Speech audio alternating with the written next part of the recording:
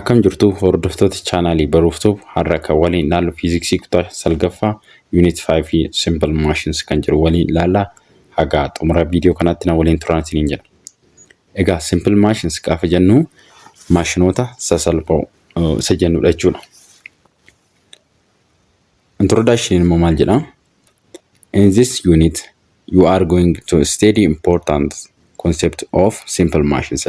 Boqonnaa kana keessatti egaa waa'ee barbaachisummaa simple machiniiti kan nuti ilaallu jechuudha.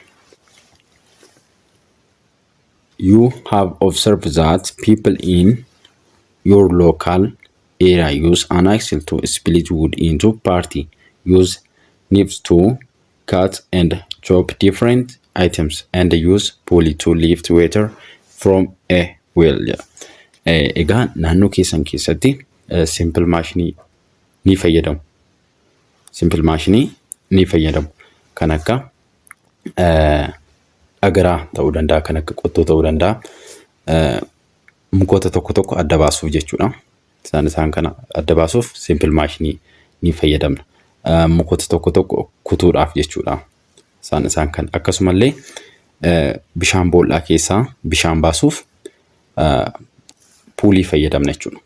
Puulii fayyadamuudhaan kan nuti bishaan boollaa keessaa bishaan ol baasnu puulii fayyadamneeti. Isaan kun maanni simple machiniidha jechuudha. Maashinoota sasalphoodha. Guyyaadhaa guyyaatti maashinoota sasalphoo ni fayyadamna naannoo keenya keessatti jechuudha. An axe, knife, and a pulley are simple machines that help people to do work more easily. Egaa isaan kun jechuudha. Kan akka puulii, kan akka knife, kan akka axe, isaan kun maashinoota sasalphoodha. Maashinoota sasalphoo naannoo keenya keessatti argamanidha. Isaan kun jechuudha maashinoota sasalphoodha. Guyyaadhaa guyyaatti itti fayyadamaati kan nuti oollu jechuudha. Kan akka puulii, kan akka knife, kan akka qottoo fudhachuu dandeessu. Baay'ee isaa tarreessuu dandeessu. Kan akka qottoo fudhachuu dandeessu, kan akka akaafaa fudhachuu dandeessu, kan akka burruusaa fudhachuu dandeessu, hedduusaa fudhachuu dandeessu, kan akka albee fudhachuu dandeessu, hedduusaa fudhachuu dandeessu. Isaan kun simple machine, maashinoota sasalphoodha jechuudha. Isaan maanni hojii tokko akka nuti salphaadhaan hojjennu nu gargaaru jechuudha. Maashinoonni sasalphoon kun. Humans have been making and using simple machine for a long time. Egaa akkuma duraan isiniin jedhe dhalli namaa maashinoota sasalphoo kana itti fayyadamaa ture yeroo dheeraadhaaf jechuudha. Tolchuudhaan itti fayyadamaa tureera isiniin jedha. We create this machine to help us to survive and do our work. Egaa maashinoota sasalphoo kana ni uumna jireenya keenya ittiin gaggeessina, akkasumallee hojii tokko tokko ittiin hojjennaa jechuudha. We use this machine every day and in all aspects of our life. Egaa maashinoota kana guyyaadhaa itti fayyadamna jireenya keenya ittiin gaggeeffachuuf jechuudha. In this unit, students will learn different type of simple machines, purpose of simple machines, and mechanical advantage of simple machines. Boqonnaa kana keessatti egaa wanti isin barattan gosoota simple machinii ni barattu. Purpose isaa, faayidaa simple machinoota ni barattu. Akkasumallee mechanical advantage maashinoota sasalphoo ni barattu jedha. Taasisuudhaan brainstorming question ishee jettu kana mee haa ilaallu. Maal jedhaa? What are simple machines? Maashinoonni sasalphoon maanni jedha. Maashinoonni sasalphoo jechuun meeshaa ta'ee hojii tokko yeroo hojjennu karaa salphaa ta'een nuuf hojjeteera taanaan maal jennaani? Maashina sasalphoo jennaani jechuudha. Which concept do we need to understanding simple machines? Egaa maashina sasalphoo hubachuu fi yaadrimee kam nu barbaachisaa?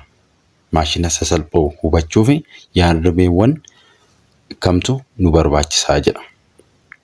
Isaan kamtu akka nu barbaachisan gaa walumaan ilaalla gara gadiitti. What type of simple machines do you use in your home jedha. Type gosoota simple machine jechuudha. Gosoota maashina sasalphoo mana keessan keessa jiran isaan kamidha jedha. Typeoon isaanii ni jiru. Typeoota isaan kam kan jedhan gara gadiitti walumaan ilaalla. Isaan kamtu akka jiran jechuudha. Maqaa isaa tarreessuu danda'uudha qabdu jechuudha. Mana keessan keessatti isaan kamtu akka argaman. What is the purpose of using simple machine jedha. Egaa simple machine kan nuti fayyadamnuuf maalifidha? Waa sadii fi inni tokkoffaa kallattii jijjiiruu fi inni lammaffaa humna baay'isuu fi inni sadaffaan immoo speedii baay'isuu fi saffisa baay'ifachuuf jechuudha. Isaan kana sadanii fi kan nuti simple machine fayyadamnu jechuudha. Taasisuudhaan immoo at the end of this unit you should be able to jedha. Erga boqonnaa kana xumurree booda waan nuti baruu qabnu as keessa nu kaa'eeti jira.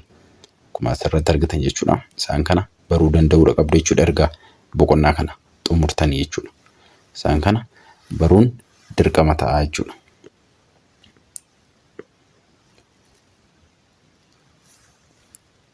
Five point one maal jedha?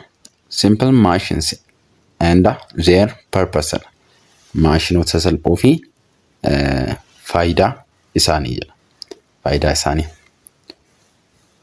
Asirrattis gaa waan erga toopikii kana xumurree jechuudha. Waan nuti baruu qabnu asirratti nu kaa'eeti jira. Taasisuudhaan brainstorming question kan jedhu kana haalaallu. How can we change the direction of force? Kallattii humnaan jijjiiruun ni danda'ama jedha. Eeyyuu ni danda'ama. Akkamitti akka danda'amu walumaan ilaalla jechuudha toopikii kana keessatti. Is it possible to multiply energy? Energy baay'isuun ni danda'ama jedha. Kuni energy baay'isuun hin danda'amu jechuudha. Anniisaan baay'isuun hin dandeenyu. Anniisaan hin uumamus hin badus isa jennu sun jechuudha. Anniisaan hin uumamus hin badu. Kanaafuu anniisaa baay'isuun ni danda'ama jedhee nu gaafate. Kanaafuu kun hin danda'amu jechuudha. How can we multiply a force or a speed? Isaan kana baay'isuun ni danda'ama. Forcii baay'isuun ni danda'ama. Akkasumallee speedii baay'isuun ni danda'ama. Toopikii kana keessatti gaa akkamitti akka baay'atan waliin ilaalla jechuudha.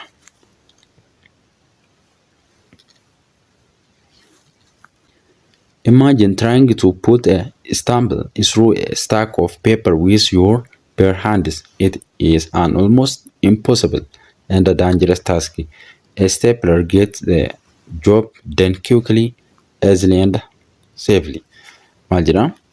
Waraqata warra tuulame wayii shiboo staplerii wal qabsiisuun harka keessan duwwaa jechuudha. Harka keessan duwwaa baay'ee isinitti ulfaata. Isiniif danda'amuu dhiisuu ni mala jechuudha.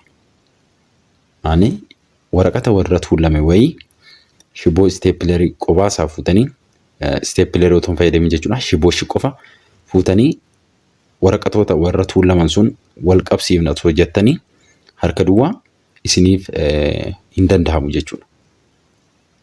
Maaliif harka duwwaa waan ta'eef jechuudha. Harka duwwaa waraqata sun wal qabsiisuu hin dandeessan. Garuu staplerii yeroo fayyadamtan wantichi dafee isiniif wal qabsiisa. Baay'ee ariifata hojjechuudhaaf jechuudha. Akkasumallee baay'ee salphaadha jechuudha. Waraqata sun wal qabsiisuuf.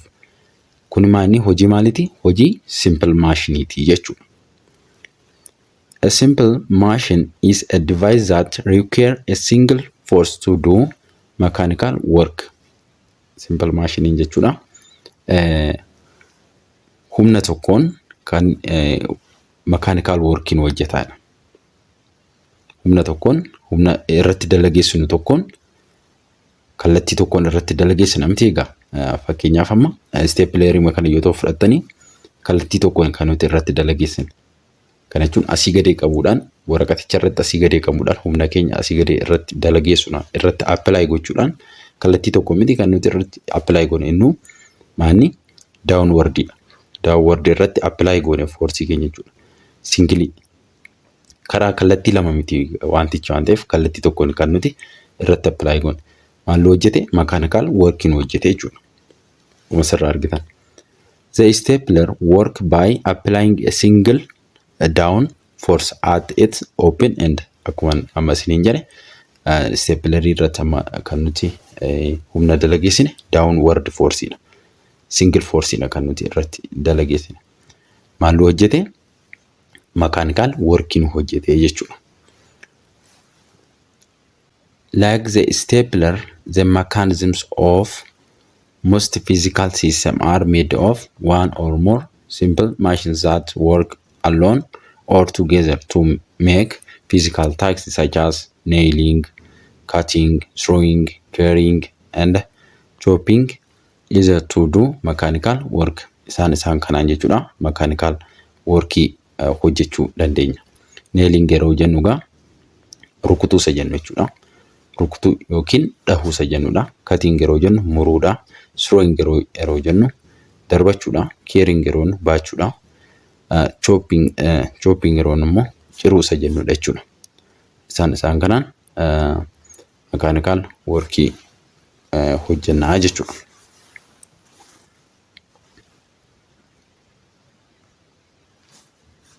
Simple machine is any device which helps us to do work more easily.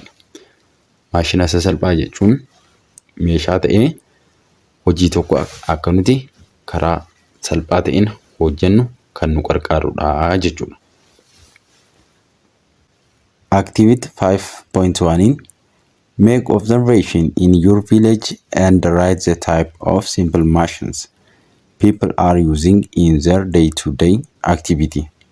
Naannoo isin keessa jiraachan keessatti gaa guyyaadhaa guyyaatti namoonni simple machine ni fayyadu. Maashinoota sasalphoo jechuudha. Maal barreessaa nuun jedhaa gaanni gosoota isaa barreessaa nuun jedha. Gosoota maashinoota sasalphoo sun. Maashinoonni sasalphoon gaa bakka lamatti kan isaan qoodaman. Inclined plane fi levers jedhamanitti kan isaan qoodaman jechuudha. Inclined plane jalatti warreen ramadaman isaan kanadha. Kun akkuma asirratti argitan ramp or inclined plane which ni sadaffaan immoo screw.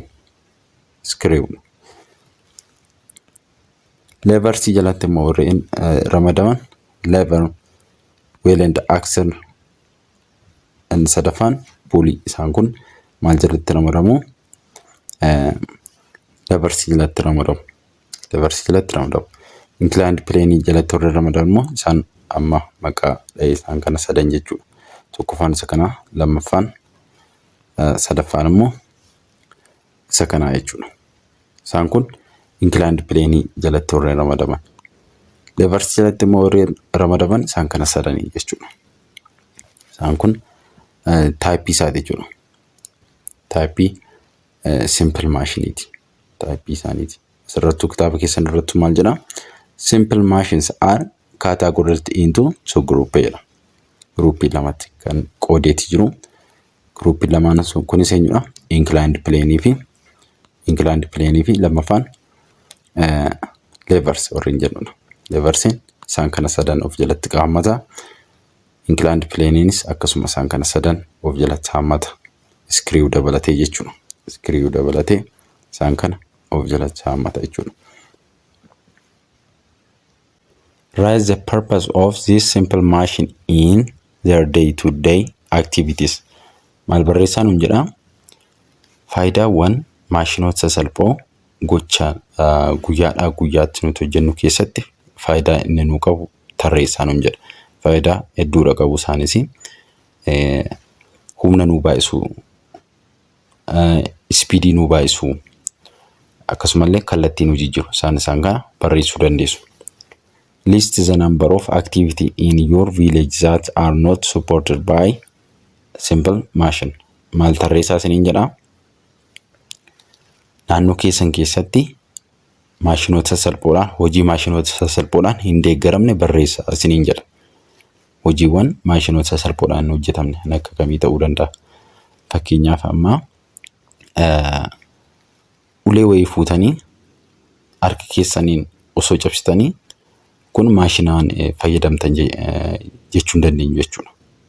Harka keessan duwwaaf fayyadamtanii cabsitan waan ta'eef kun maashinaan fayyadamtanii cabsitan jechuu hin dandeenyu jechuudha. Isaan kana maqaa dha'uu dandeessu warreen kana fakkaatan. Suggest the type of simple machines that help people in your village to do their mechanical work easier. Naannoo keessan keessatti gosoota maashinoota sassalphoo hojii makaanikaalaa salphaadhaan hojjetan eerii jedha. Hedduu isaa eeruu dandeessu. Akkasumas isin rakkisu jechuudha.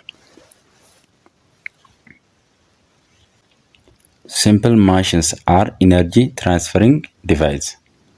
Maashinoonni sassalphoon meeshaa anniisaa ittiin dabarsinudha jedha. Actually, machines do not create energy or change one form of energy into another. Maal jedha? Maashinoonni anniisaa hin uuman. Akkasumallee bifa anniisaa tokko gara biraatti hin jijjiiranii jedha. Bifa anniisaa tokko gara biraatti hin jijjiiran. They simply transfer mechanical energy involving a small force into mechanical energy involving a large force. Kana jechuun immoo salphaatti anniisaa makaanikaalaa humna xiqqaa hirmaachisee gara anniisaa makaanikaalaa humna guddaa hirmaachisutti dabarsuu jedha. Salphaatti anniisaa makaanikaalaa humna xiqqaa hirmaachisee gara anniisaa makaanikaalaa humna guddaa hirmaachisutti dabarsuu. The purpose of simple machines is to make mechanical work easily by asirratti faayidaa isaan nuu kennan yeroo mechanical work hojjetan jechuudha. Faayidaa isaan nuu kennan sadi nuu tarreesseeti jira. Innis akkuma dura isiniin jedhe changing the direction of force, kallattii humnaa jijjiiruu. Inni lammaffaan immoo multiply speed isiniin jedheetan ture. Isaammoo changing the distance of effort jechuun immoo maal jechuudha? Multiply speed or distance jechuu keenya jechuudha. Ittaansuudhaan immoo inni sadaffaa jechuudha. Changing the strength of force. Kana jechuun humna nuu baay'isa jechuudha. To multiply force. Isaan kana sadan jechuudha. Faayidaan simple machine jechuudha. Changing the direction of force isa jedhu kana yoo ilaallu akkamitti kan kallattii nu jijjiiru kan jedhu mee fakkeenya wayii fudhateeti jira. Mee isa waliin ilaallu. When you raised a flag on a flagpole, you pull down on the rope we wrapped around the pole to raise the flag up. Mana barumsaa keessan keessatti arguu dandeessu yeroo alaabaa fannistan arguu dandeessu. Alaabaa wadaroo isaa tokko qabdanii gaafa asii gadi harkistan maal ta'a? Alaabaan sun ol bahaa deema. Yeroo gadi harkistan ol bahaa deema.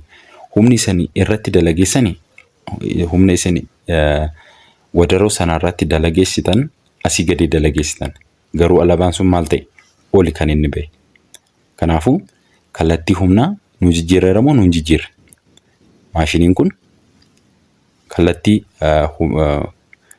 humnaa jechuudha jijjiiree jira.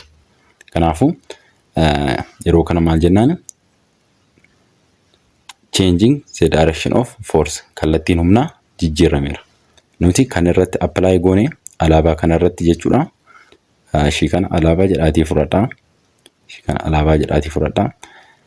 Nuti wadaroo sana jechuudha. Wadaroo asirratti qabatee jiru sana asii gadi irratti apply goone humna keenya jechuudha. Garuu alaabichi immoo maal ta'e oli kan inni bahe. Alaabichi immoo oli kan inni bahe.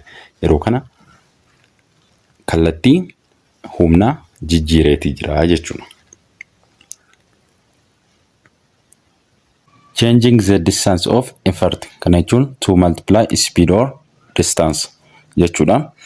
Imagine you need to move a heavy box up to the second floor of a building.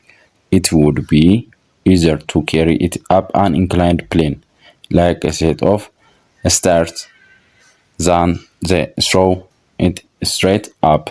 But as you move the box up the stairs, it travels a long distance than if you threw it straight up.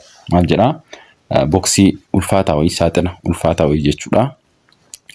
Gamoo sadarkaa lammaffaa irratti ol baasuuf yeroo yaallu jechuudha. Incline plane yeroo fayyadamu, inclined plane yeroo nuuf fayyadamu nuuf salphata. Maalirra jechuudha? Darbachuurra inclined plane fayyadamuun nuuf salphata. But as you move the box up the stairs, it travel a long distance than if you throw it straight up. Maal jedhaa? Inclined plane yeroo fayyadamnu maanni long distance dha kan inni deemu jechuudha. Maalirra? Isa darbannu sunirra immoo jechuudha. Isa darbannu sunirra immoo long distance dha kan inni deemu jechuudha. Kanaafuu yeroo kana distance inni deemu sun baay'ateera jechuudha. Fakkeenya kan biroo yoo fudhannu distance kan baay'isan akkasumallee speed kan baay'isan kan biroo fudhanne arrow yoo fudhanne fakkeenyaaf xiyyootoo fudhanne jechuudha.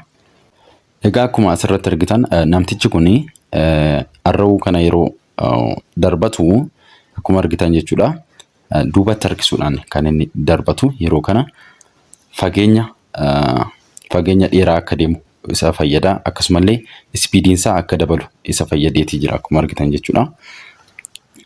Xinnoo effortii xinnoo irratti gaggeessuudhaan arrow kana irratti effortii xiqqoodhaan irratti gaggeessuudhaan akka inni speedii isaa dabalu godhee isaan kun fakkeenyota speedii warreen dabalaniiti jechuudha. Inni sadaffaan changing the strength of a force kana jechuun to multiply force jechuudha. Humna baay'isuu jechuudha. Inni sadaffaan changing the strength of a force kana jechuun to multiply force humna baay'isuu jechuudha. You can apply a weak force to pull the bottle opener up over a long distance, and it exerted a short but strong force on the bottle cap. Kana jechuun yeroo lallaafaa bantanii qadaada isaa jechuudha. Biiraas ta'uu danda'a, wayinis ta'uu danda'a. Yeroo irraa bantan kan ittiin qadaada isaa irraa banan ni jira. Simple maashiniin jechuudha. Inni humna nuu baay'isa. Egaa akkuma asirratti argitan humna xiqqaa fayyadamuudhaan kan nuti bootilii kana banuu dandeenya jechuudha. Egaa humna xiqqaadha kan nuti fayyadamnu. Garuu qadaada bootilii kana irratti kan apply ta'u humna guddaadha. Kanaaf bootilii kana karaa salphaadhaan banuu dandeenya jechuudha. Yeroo kana maal ta'eera jechuudha? Humni baay'ateera jenna. Simple machines make mechanical work easier, but they do not lessen the work done. Kana jechuun maashinoonni sasalphoon dalaga mekaanikaalaa ni salphisu jedha. Garuu dalaga dalagamu hin hir'isan. Kana jechuun anniisaan hin uumamus hin badus jechuudha. If the distance is gained, then the strength of the force lessens. Kana jechuun yoo fageenya dheeraa deemne humni maashinii loondii irratti nu dalageessu ni xiqqaata. If the strength is gained, the distance a force travels lessens. Kana jechuun immoo humni maashinii nu dalageessu yookiin immoo yoo loodiin guddaa ta'e jechuudha. Fageenyi looddii suniin deemu ni xiqqaata. Simple machines need energy or a power source to work. Maashinoonni sasalphoon dalaga dalaguuf maal barbaadu? Anniisaa barbaadu yookiin immoo power source barbaadu jechuudha. In many cases, you supply the energy to apply a force by pushing or pulling, but energy can come from gasoline or electricity too. Energiin maalirraa dhufuu danda'a? Gaazoliinii fi electricity irraa dhufuu danda'a. Wanta harkisuu fi dhiibuu qofarraa miti jechuudha. Kan inni dhufuu danda'u akkasuma gaazoliinii irraa fi electricity irraas dhufuu danda'a jechuudha. All of these are input forces. The machine's reaction or effect is the output. The input and the output, the total amount of energy always remaining the same. Input fi output jechuudha. Total amount of energy jechuudha. Kan walii galaa isaati. Simple machines act as force or speed multipliers. Egaa akkuma dursa hin jedhe maashinoonni sasalphoon humna nu baay'isu akkasumallee speedii nu baay'isu jechuudha. Exercise 5.1 What is the purpose of using a fixed single pool to take water from deep well? Egaa kuni maali kan inni nu fayyade? Kallattii nu jijjiiree jechuudha. Kallattiidha kan nu jijjiire. Bishaan boollaa yeroo fayyadamtan jechuudha. Bishaan boollaa keessaa bishaan yeroo baaftan maaliif kan isin fayyadamtani? Fixed single pool fayyadamtaniiti kan isin bishaan boollaa keessaa bishaan baaftan jechuudha. Inni maani kallattii humnaa nu jijjiira. Akkuma asirratti argitan jechuudha. Asirratti effortiin keenya harki keenya jechuudha. Harki keenya kanaan asii gadeedha kan nuti harkifnu jechuudha. Humni nuti gadi harkifne eessatti daawunwardiidha jechuudha. Asii gadi harkifne. Garuu looddiin immoo maani oli kan inni ka'e. Kanaafuu kallattii jijjiireera jechuudha. Kallattii nuti jijjiireetii jira. What is the purpose of using an inclined plane to raise the different object and drag? Kun immoo maanni humna nu baay'isa jechuudha. Humna nu baay'isa. Lammaffaan kun humna nu baay'isa. Sadaffaan immoo what is the purpose of using a bicycle instead of walking or running on feet? Ni sadaffaan immoo maanni maal nu baay'isa? Speedii nu baay'isa jechuudha. Speedii multiplier speedii nu baay'isu.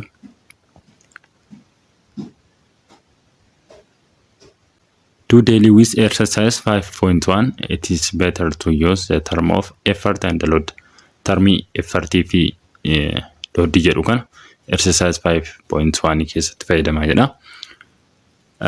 Taasudhaan effort yeroo jennu maal bakka buufna? F bakka buufna. Capital F bakka buufna. Effort yeroo jennu. Is the force exerted on a simple machine? Ani effort jechuun humna maashinii irratti dalagaa'u jechuudha. Humna maashinii irratti dalagaa'u. Asirraa ilaaluu dandeessu. Effort isa jennu humna isa kamidha jechuudha. Humna kunoo nuti asii gadi irratti dalageessinu jechuudha. Asii gadi dhiibuudhaan miti humni kun maal jedhama? Effort jenna jechuudha. Harka keenyaan qabannee sansalata irra jiru kana jechuudha. Sansalata jiru kana qabannee yeroo gadi harkifnu forsiin gadi nu harkisu. Humni gadi harkisu maal jedhama? Effort jedhameeti kan inni waamamu. Inclined plane irratti immoo yeroo laaltan effortiin isa kam ta'a? Humna asii olee dhiibu kana ta'a jechuudha. Asiin osoo ol harkiftanii jechuudha. Wadaroodhaan qabdanii kana osoo harkiftanii inni asii olee harkise kun maal jedhama? Humna asii olii harkise kun effort jedhama. Kun akkuma argitan kitaaba keessan irra isinii kaa'eeti jira xiyyaan jechuudha. Inni kun humna asii olii harkiseeti jiru kun inni olii harkisu kun maal jedhama? Effort jedhameeti kan inni waamu.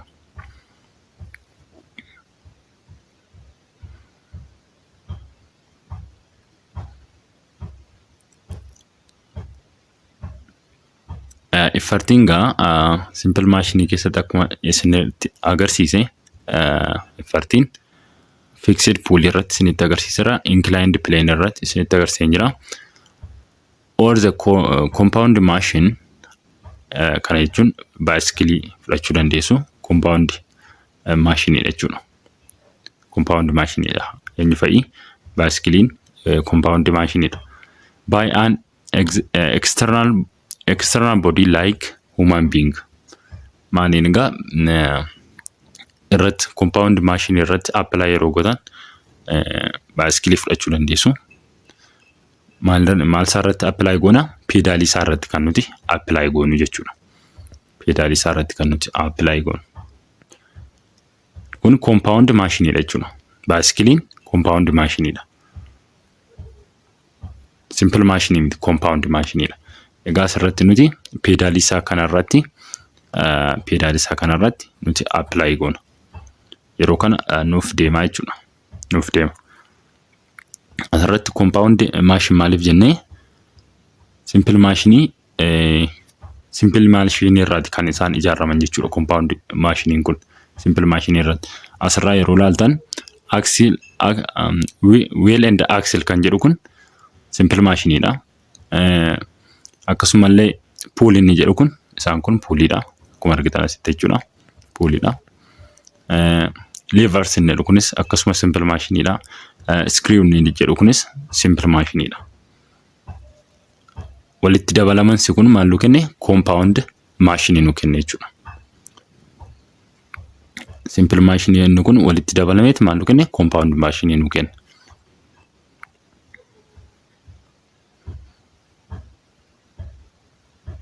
Work input equal to effort times distance moved by effort.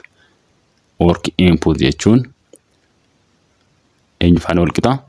Effort times distance moved by effort. Kana jechuun effort baay'isu effortiin haga inni deeme suniin baay'iftu jechuudha. Fageenya inni deeme suniin baay'iftu. Effort times fageenya effortiin deeme suniin yeroo baay'iftan maanni work input dha jechuudha.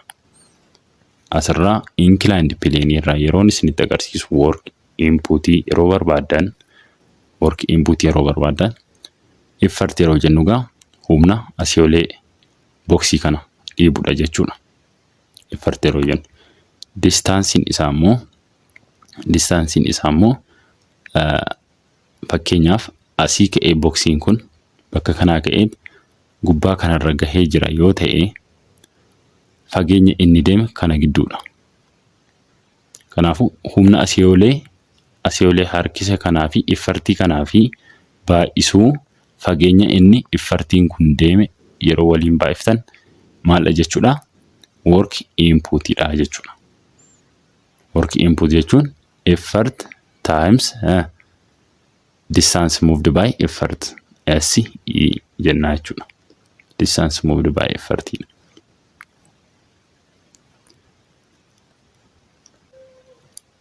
In order to do a mechanical work, you need to move this effort through a distance. Kana jechuun asirratti inclined plane kanarratti jechuudha. Asirratti gaa effortiin humna asirratti asechee dalagaa jechuudha. Asii olee dhiibnee yookiin immoo harkifnee jechuudha. Asii olee baafnu kana boksii kana jechuudha. Effortiidha. Distaansii kanaas asii ka'uudhaan gubbaa kanatti baheera. Distaansii deemeera. Effortiin irratti humni irratti dalagaera jechuun humna yeroo jennu effortiisa jennu jechuudha. Effortiin irratti dalagaera. Distaansii deemeera. Kana ta'eera taanaan mechanical workiin hojjetameera jechuudha. Dalagaan mechanical workii dalagameera jechuudha. Load load yeroo jennu capital L bakka buusuu dandeenya. Load is a force exerted by a simple machine, a fixed pole, an inclined plane, etc., or a compound machine, bicycle, on an object to be lifted or moved. A machine also provides work output. This may be used to move a load. Asirratti load yeroo jennu fixed pulley kanarraa ilaaluu dandeessu. Load yeroo jennu sagamna kunuunsa kana ta'a jechuudha. Load jechuun immoo load is force exerted by a simple machine. Simple machine dhaan jechuudha kan inni exert ta'u. Simple machine dhaan force simple machine dhaan exert ta'u. Inni seenyudha. Akkuma argitan kunoo asirratti load jechuudha. Loadin kunuunsa kanadha. Inclined plane keessatti immoo yeroo ilaallu loadin isa kamidha? Akkuma argitan kunoo asirratti loadin boxii kana ta'a jechuudha. Humna asii gadi harkisu kun eenyudha? Loadii ta'a jechuudha. L loadii ta'a jechuudha. Kanneen biroos fudhachuu dandeessu. Compound maashiniidha. Isaan immoo compound maashinii baaskilii fudhachuu dandeessu. Isaan kana compound maashiniidha isaan. Akkuma dura isinitti hime compound maashiniidha. Compound maashiniin simple maashinii baay'ee of keessaa qabu. Asirratti akkuma argitan screen kun simple maashiniidha. Pulling kun simple maashiniidha. Leversing kun simple maashiniidha. Wheel and axle kan jedhu kun simple maashiniidha. Kuni compound maashiniin kun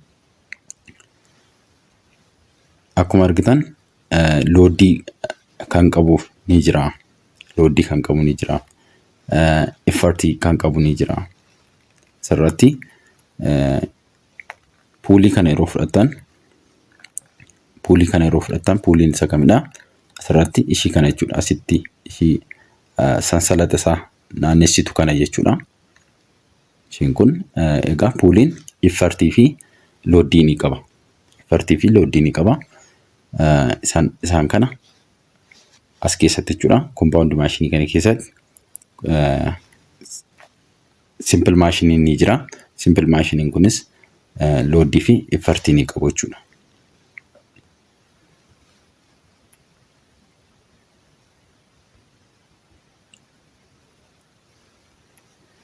Work output jechuun immoo ani load times distance moved by load. Loadii baay'isu distance moved by load. Fageenya ba'aadhaan deemee jechuudha. Ba'aa baay'isu fageenya ba'aan deeme.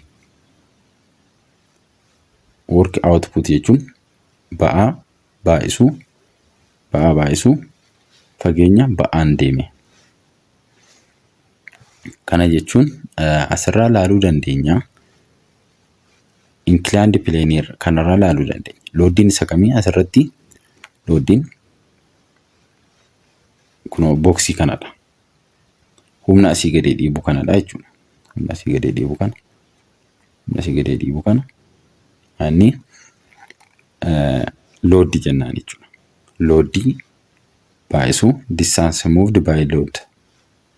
Loadiidhaan distance deemu immoo kamidha jechuudha? Kunoo isa asii olee kanadha jechuudha. H kana. Kana jechuun lafaa ka'uudhaan dura lafa ture. Lafa kan inni ture. Yeroo asirra bu'u immoo ol ka'eeti jira. Ol ka'eeti kana jechuun vertikaalii isaa ilaalla jechuudha. Vertikaalii isaa. Haganni ol ka'e lafarraa kan nuti ilaallu jechuudha. Fakkeenyaaf boksiin kun 2 yookiin immoo 10 kiloogiraamii yoo ta'e boksiin kun jechuudha giraamni isaa 10 kiloogiraamii yoo ta'e hammanni lafarraa ol ka'e immoo kana jechuun gubbaa kanarra yeroo ga'u asirra yeroo ga'u immoo 2 meetiriidha too ta'e 2 meetiriidha too ta'e dura yeroo lafatti 0 meetiriidha lafa yeroo jiru jechuudha asirraa ooftanii jechuudha boksii kana 10 kiloogiraamii kan qabu kana jechuudha asirraa ol harkisuudhaan asirra geessitan asirra yeroo geessitan fageenyi inni lafarraa qabu 2 meetiriidha work output isaa yeroo barbaadan maal gootu loodiin meeqadha loodiin ba'aan kun 10 kiloogiraamidha 10 kiloogiraam times jechuudha jechuun 10 kiloogiraam times distance moved by loodiidha miti egaa work outputiin inni immoo hammamidha 2 meetir kanaafuu maal ta'a work outputiin keenya 10/2 waliin baay'iftu jechuudha work outputiin keenya akkasiin kan nuti baay'ifnu jechuudha work inputiin immoo maal ture effortii baay'isu distance moved by effortiin immoo kuno isa kana isaati kan isin ilaaltan hammanni deeme jechuudha effortiin kun eessaa ka'eeti asii ka'eeti dirra inclined plane kanarra hamma deeme kan isin ittiin baay'iftan jechuudha effortiin kun hammanni deeme inni kuni height isaati kan nuti ilaallu kan eenyu yeroo outputii yeroo barbaannu height kan nuti ilaallu yeroo input immoo kuno isa kana ilaalla jechuudha dirra inclined plane kanaati kan nuti ilaallu jechuudha ifadha jedhee yaada kan ifa isiniif hin taane komentii jalatti naa barreessu hin dagatinaan isiniin jedha bifa short videotiin illee video biraa isinii dalaguu danda'a jechuudha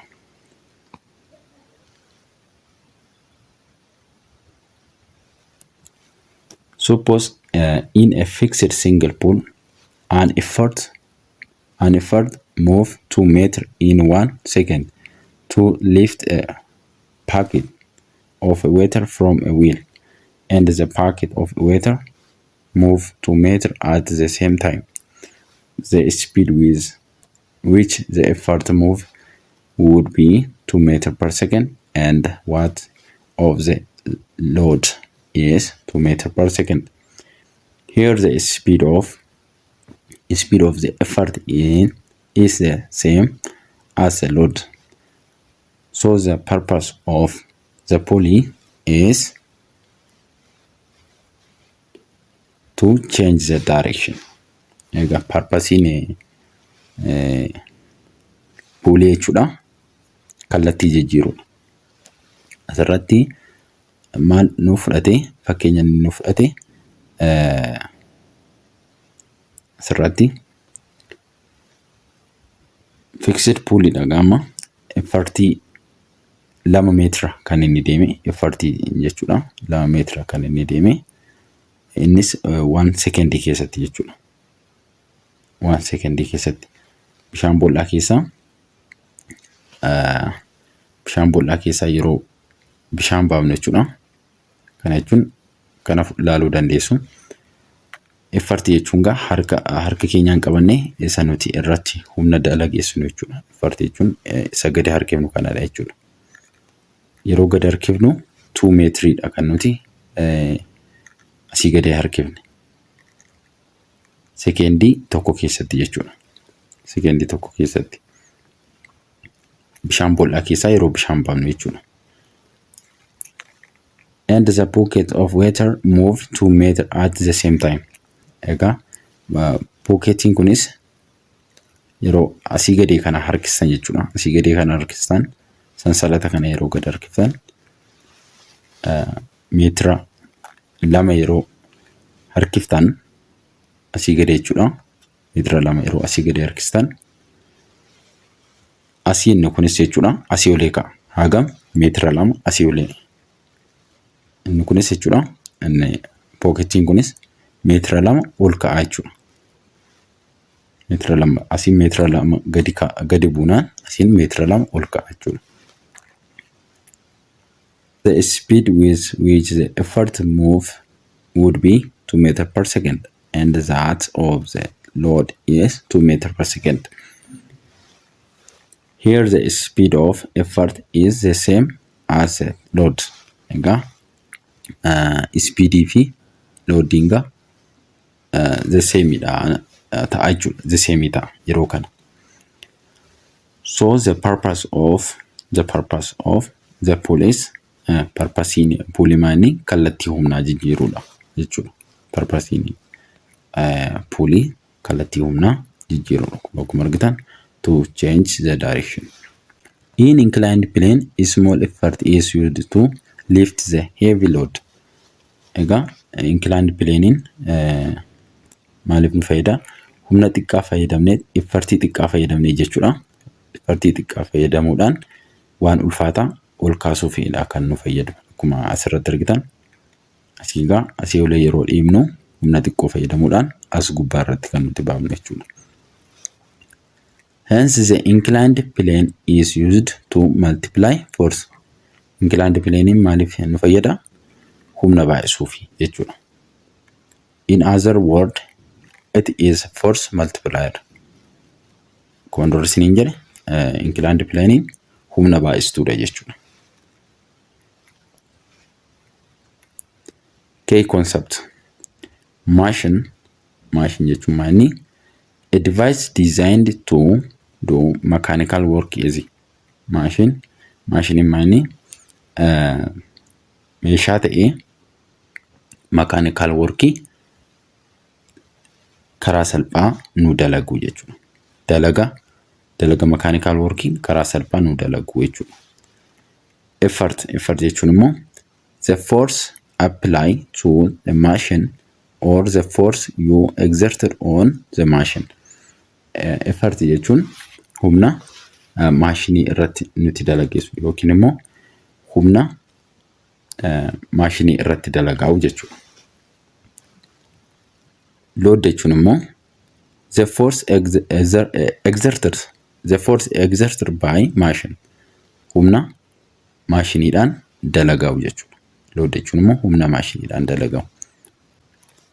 In the bicycle, the small distance moved by person on the pedal is multiplied by wheel of the bicycle and the long distance is covered during the same time. Hence, bicycle is called speed multiplier or distance multiplier. Bicycle jechuudha. Maal jedhamee waamama? Baay'istuu speed jechuudha. Baay'istuu saffisaati akkasumallee baay'istuu fageenyaati. Maaliif pedaalii irratti lukti keenya kan socho'u xiqqoo socho'a. Xiqqoodha kan inni socho'u. Garuu immoo gommaan baayisikilii sana baay'eedha kan inni konkolaatu. Yeroo kana maaltu baay'iseera jechuudha. Yeroo kana baay'ee yeroo deemu sun gommaan isaa speedis nu dabaleera akkasumallee distances nu dabaleera jechuudha.